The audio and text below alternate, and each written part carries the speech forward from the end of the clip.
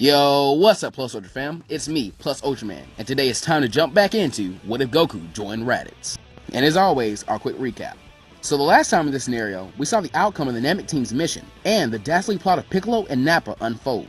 After a slick double cross by Nappa and a chaotic battle took place, ending with Turles and Nail sacrificing themselves, Gohan, like his father before him, awakens the power of Super. Sadly, he was defeated by Nappa, who was in turn defeated by a much stronger Piccolo, who left the planet soon afterwards. The group waited on Namek to make their wishes and returned to Earth to find a mysterious youth with a message. We return to this story, now. The purple-haired kid had given his message to Raditz, explaining that he wanted to tell Goku, but he knew he could trust Raditz as well. After introducing himself as Trunks, he explains that he's from the future, and in his timeline, Goku and Vegeta died of a mysterious heart virus that he was carrying the cure for, and bestows it onto Raditz. He elaborates how the two will be critical in stopping the upcoming threat, and warns that in 3 years, 2 androids will appear that were stronger than anyone. And in his timeline, because the Earth's fighters weren't prepared or protecting children, they fell to the menace. In his timeline, the only ones that had been able to survive this long were his mother, him, and his teacher Turles, who had been injured beyond the capability of fighting. He'd even lost his other teacher Gohan to them. With his job done, Trunks takes his leave, promising to return in 3 years. The Z-Warriors had 3 years to prepare for this menace, and this actually worries Raditz a lot, as they were still with the threat of Piccolo. But, according to Turles, Vegeta and Goku had probably grown strong enough at this point to be able to stop him very easily, so he wouldn't be a huge problem. Right as Trunks was lifting off in his time machine, Vegeta and Goku instant transitioned themselves to Kame House, sensing almost everyone there, and for the first time, Trunks lays eyes on his father. He bursts his emotions and leads the groups to their preparations. The Z-Fighters are grouped together, and Raditz is able to give everyone the warning and the game plan for the next 3 years. Everyone must start training harder than ever. Now, because the two had just spent a lot of time training together on Yardrat, I want to say that Vegeta and Goku really know each other now. They have a relationship similar to what they do now in the canon story, where if one were to really boil it down, they could actually be called friends.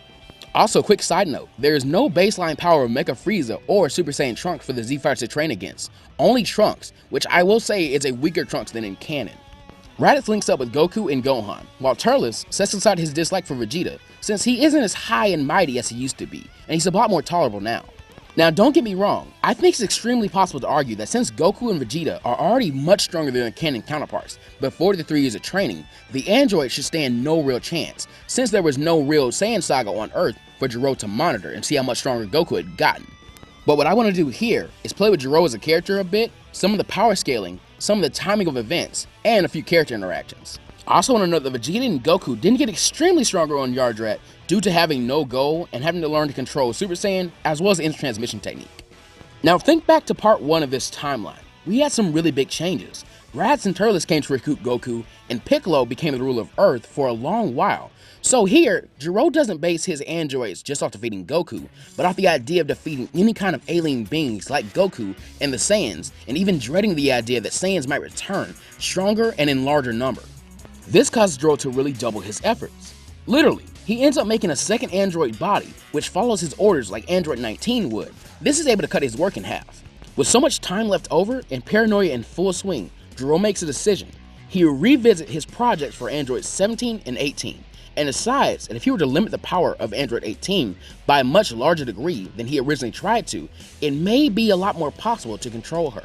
Maybe through a more invasive type procedure, he could take away her free will. So, he decides to further limit her power to 50% of her overall max, and this is able to, in a way, lobotomize her. This leaves her a shallow husk of who she really is, but she ends up listening to the orders of Dr. Gero.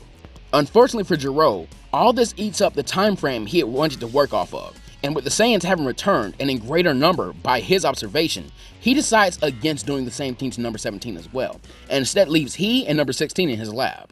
Meanwhile, for the Z-Fighters, training is going well, as Goku and Vegeta have gotten Turles and Raditz very close to reaching the form of Super Saiyan, while Gohan is able to turn it on by will half the time, usually needing to be very angry beforehand. But at the 1.5 year mark, Goku and Vegeta mysteriously collapse, and Raditz realizes that they must have never taken their heart medicine, but after a week or two of being bedridden and getting no better, they are actually moved to hospitals where they remain in constant pain for the next 6 months. Finally, they both begin to slowly recover, and Goku admits that on Yardrat, he and Vegeta would spar and fight a lot. Bulma, hearing this, hypothesized that Goku and Vegeta could have actually gotten their heart viruses on Yardrat and possibly accelerate their condition, to which Vegeta admits he'd been having heart pains for the last year or so, but simply refused to stop training for them.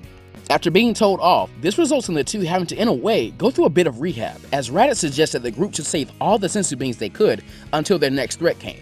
Goku and Vegeta returned to 100% 2 months later after this event, and so only received 28 months of training out of the overall 3 years.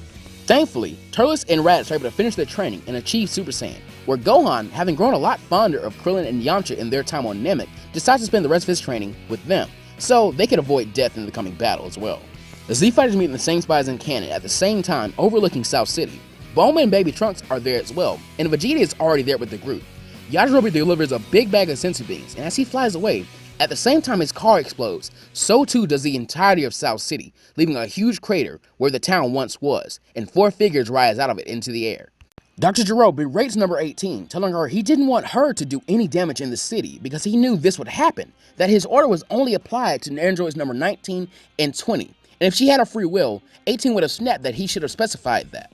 Note, in this timeline, Gero is actually Android 21 since he made a copy of himself, which would be Android 20. Goku and the Z-Fighters quickly rush over to the androids, finding the group unmistakably for any ordinary human, except for having no sensible energy whatsoever. Pleasantries are exchanged, and Goku angrily realizes that there is no need to take the battle elsewhere, as South City is completely gone, and both groups land and begin to size each other up. 4 androids and 4 pure-blooded Saiyans, ready for a good fight. Goku and his Saiyan comrades tell the others to stand back and let them handle this, but then something of a squabble pops up between the group. Alright, I'll take the fat one. Raditz, you take one of the old men. Turles, you the other. Vegeta, you take on the lady. Hey, I'm not fighting a woman. You take her on, Kakarot's. No way. Turles, you take her on. Wait, why do I have to? I thought I'd take on the old man. This is a no-win situation for all of us. Either we beat up a fat ass, a geezer, or some woman. And Vegeta's kid said this would be a threat. What a joke. Wait, so you mean to tell me that purple-haired hoodlum was my son? Why didn't you tell me? Well, he said not to. Shut up! Everyone, take down Goku! Before the Saiyan warriors could squabble any further, the blonde cyborg rammed into Goku, who just barely had time to put up a guard and begin to take her on, realizing she was stronger than him, yes, but not by any amount that made the fight too dangerous for him. Turles was attacked by Android 20, which tried to drain his power almost instantly, and being unaware of this technique, Turles unfortunately gets caught up in the attacks of the android. A similar situation happens to Raditz and Vegeta, but after Raditz sees it happen to 2 other people, he is smart enough to avoid at the hands of Android 19 and kicks the fat android away, deciding to try and help Turles out ASAP, while telling Vegeta to avoid Gero's hands. That said, the Saiyan Prince is no coward and allows Gero to grab both of his hands, before doing exactly what he did to 19 in canon, and tears Gero's hands off completely. The mad scientist, however, is not off-put by this, as he had planned for this. This is exactly why he tried to overpower his alien opponents with numbers instead of power alone. He orders everyone to converge on Goku, and soon, all 4 androids are on top of the orange-clad Saiyan warrior.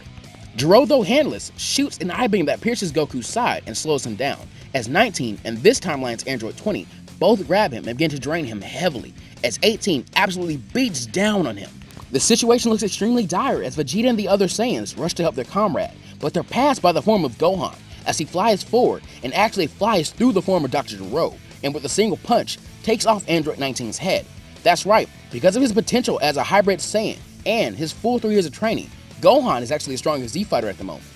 Vegeta and the others are then able to get Goku out of harm's way, but 18 is able to grab Vegeta by the leg and swing him around harshly. He begins to thrash him back and forth continuously, and Gohan and the rest of Z-Fighters step in to help. But 18's new Vegeta back was an effective weapon, and everyone was beaten down. Goku swallows his pride and tells Vegeta they have to get out of there, and the prince, while being swung around, realizing his leg was not only broken, but completely out of the socket and useless, has no choice but to agree. He uses in transmission and is able to escape 18's grip, and it is nice enough to get a few of the Z-Fighters to grab onto him before using instant transmission again to escape to a safe place, namely being Calcicord, since it was where he lived. Goku takes the rest of the Z-Fighters to the lookout, where Krillin gives everybody senzu beams, and after a bit, Vegeta arrives there as well, hoping to get a senzu beam from Krillin. Back with Dr. Gero and his androids, he decides they need to further pursue the Z-Fighters, but first tears his brain out of his current body and has Android 20 put it in his, resulting in Gero now being stronger from Goku's energy and having a brand new body. With that done, Gero and 18 fly away to pursue their prey, but they miss 2 things. Number 1, Bulma and Baby Trunks are still on the cliff overlooking the battle, and number 2, Future Trunks arrives on the cliff from his time machine, sees the huge crater with bits and pieces of android here and there, and then asks his mother what the hell had happened here. Bulma fills him in, but when she is done, she mentions that she didn't know Dr. Gero was one of the androids, and this makes Trunks gawk. He looks at her and asks what she meant, and she explains who Gero is, and mentions she thinks she knows where his lab is. Trunks instantly barks at her to show him, and he grabs her, blasting off towards where she directed him. Back with Gero, he makes a decision to decrease 18's power dampening to only 7% of her total, because based off his surveillance, Goku would always get stronger after taking extreme damage. On the lookout, Goku begins to rack his brain for a plan before Kami suggests that he make use of the Roman Spirit in time again, as he removed the 2-day limit on it. Yes, a full day might be too long, but at this point, the group was in dire straits and they needed what they could get. Goku agrees to this, and he grabs a few senzu beans from the massive bag, throws the rest of them to Raditz, and tells him that he was in charge, before taking his favorite training partner, Vegeta, into the Room of Spirit in time to try and grow stronger than 18. Note that Goku does not take Gohan because as the strongest, someone needs to be there to fight 18 if she begins to cause more trouble. Raditz and the others are left with few other options, but before anything else, the long-haired Saiyan decides he wants to go out and check on Snake, Zuko, and Chi-Chi to make sure that they were okay. He then flies out to Mount Paozu where he had built his own home, Turles and Gohan close behind him. They arrive and see that everything is fine, but Blonde Launch was also there, claiming to be protecting the women, and young Zuko, who at age 3 was already walking and talking. Interestingly enough, Launch and Turles don't get along very well, and as usually, they begin one of their famous arguments, with Launch calling the man a knockoff Goku. This connects two wires in the brilliant tactical mind of Raditz and gives him an idea. Turles and Goku could be twins, and Goku was Gero's main target, to his knowledge at least. He asked Chi-Chi to bring him one of Goku's gis, and let Turles put it on, for telling Turles to follow him, and for Gohan to stay here to keep everyone safe. In the middle of the sky, Raditz and Turles in his new outfit begin to charge their power to attract the androids, and lo and behold, they show up and are seen to be approaching. Curious, Turles asks Raditz what his plan was, but looks back to see that he was already flying in the other direction, and begins to follow him, asking Raditz if he really planned to run around for the next 23 hours. Without missing a beat, Raditz says yes, and tells him that if they get tired to eat a senzu bean, they have to buy as much time as possible and limit the damage of the androids. We can then return back to Bulma, Trunks, and Baby Trunks, who are able to break into Dr. Gero's lab, where Trunks tries to destroy the remaining pods, but Bulma steps in to stop him, explaining that if she could study these two, she could possibly find a way to destroy the androids remotely, or maybe get them on their side, which is reasonable enough for Trunks to go along with it and allows her to do her work.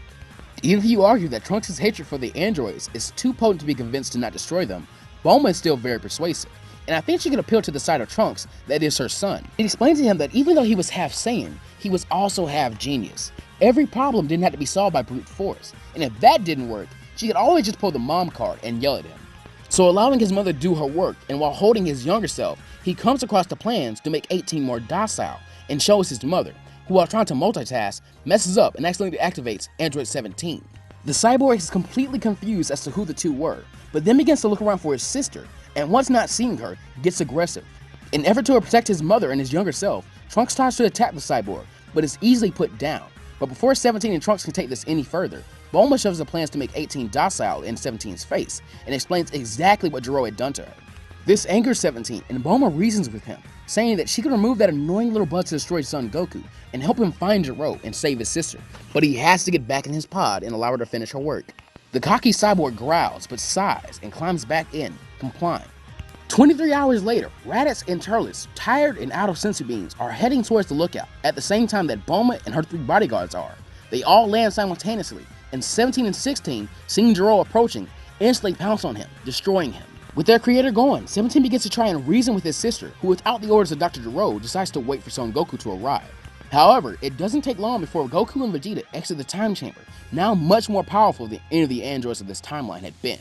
18, seeing her prey, tries to rush Goku, but is knocked out by a quick shot from Android 16.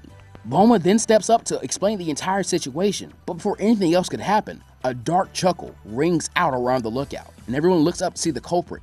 It was Piccolo, standing on one of the towers of the lookout and laughing as he sported what looked to be extremely heavy training gear. But that plus Ultra friends will be leaving the timeline off for now. What has Piccolo been doing for the last 3 years? How will the good androids impact the rest of this timeline? All questions for next time. And let me know if you guys would like to see as part 6.5 that covers Piccolo's journey in space. Be sure to subscribe and hit the notification bell so you don't miss it. Hit the like button and share the videos with a friend who likes Dragon Ball. And follow me on my social media platforms. With that said, all that's left is to say always go beyond plus ultra. See you guys next time.